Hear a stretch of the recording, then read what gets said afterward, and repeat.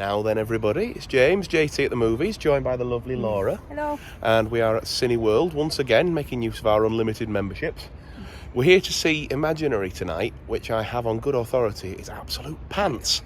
So it's costing us now. Laura fancies it. Let's go and see if it's any good, shall we?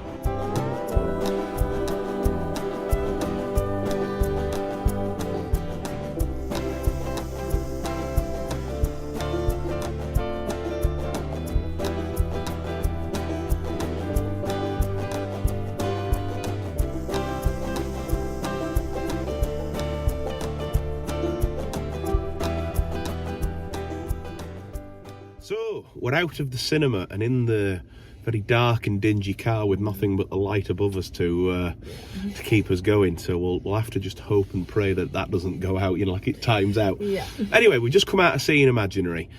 As I said at the start, I got told that it was absolute rubbish. Now, it wasn't absolute rubbish, so maybe I just went in with my expectations, sort of, instead of having been up here, sort of been, way down here. Yeah. It were all right. Yeah, it had its moments, absolutely. Yeah, it were a bit of a laugh. So the story is that we're following DeWanda Wise, who's playing Jessica, who's the lead character of this film, and she's the stepmom to these two young girls, Taylor, played by, was it Tegan Burns, did I say? And then Piper Braun plays the young and sort of secondary lead of the film, Alice, who's the little girl who has the imaginary friend.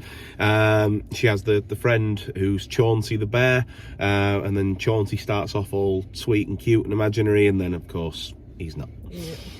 And then Betty Buckley plays Gloria, the neighbour, who's also maybe got a bit of a secret, maybe something about her that's not quite right.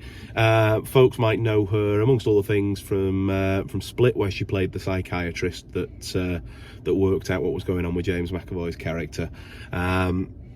But yeah, this film started off sort of suitably creepy, and there was nothing sort of out of the ordinary with it, was there really? No. It had all the usual sort of jump scares you'd expect of a film of this nature, and it didn't reinvent the wheel, I think is a phrase I've used to describe a lot of modern horror films, but it kept us entertained, and we were like, okay, where's this gonna go, where's that gonna go?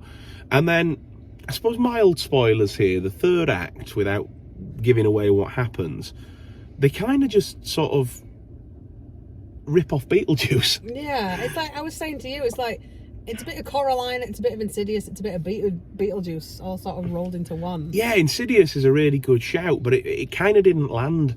And there were a few moments in the cinema where me and Laura sort of turned to each other and go, really? Yeah. They're doing that? And then there were a few moments where you thought, oh, okay, that were clever. And then again, straight away, almost, they'd sort of undo the good work that they'd done. So yeah, the third act, it really sort of, it fell apart a little bit, and it, like I say, it didn't invent the wheel, did the usual, could set it up for a sequel if there wanted to be one, and all that sort of stuff. I did like DeWanda Wise in the lead role. I found her to be an enjoyable lead. I don't know what other stuff she's done. This is the first time I've heard of her. I don't know, have you seen her out before? No, she looks familiar, but I don't know if I've seen her in anything. No, fair enough. But I enjoyed her as a lead character. I thought that she was likable, she was compelling.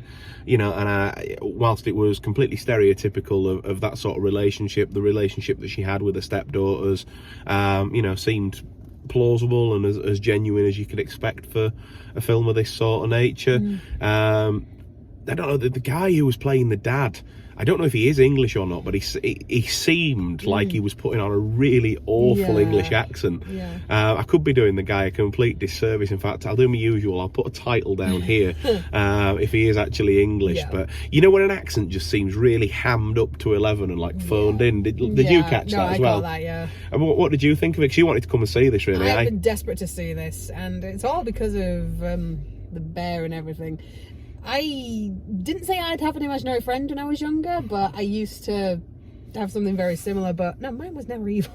No. But I really liked this. I thought it was a good effort, but again, it did just lose its way in the third act. Yeah, it did. Yeah, bit. Absolutely.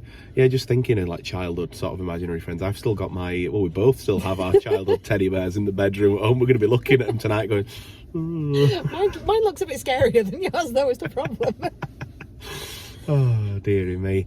Yeah, do you know what? I wouldn't say rush out to see this at the cinema, but if you fancy a cheap night out and there's nothing else on, it's not offensive to watch. I'd probably say, you know, maybe wait for it to come on to Netflix or, you know, Disney Plus or wherever it ends up in 6 months' time, and that'll probably be the best option to see it. For me, I would give this film 6 out of 10. Yeah, I'd say around 6 as well. The marketing for it was pretty impressive though, because they did something very similar to what they did with Smile, where when they hired people to stand there motionless smiling, they hired somebody to dress up in a bear suit and just stand motionless, but he would appear everywhere. So that's what that was for. Yeah. Well, there you go then. So yeah, like I say, 6 out of 10 from both of us. So thanks very much for watching. As always, I really appreciate you listening to our completely off-the-cuff ramblings and our mild spoiler-free thoughts for Imaginary.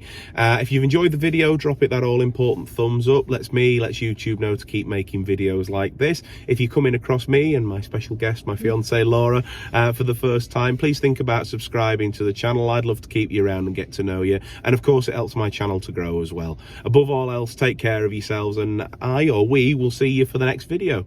Bye.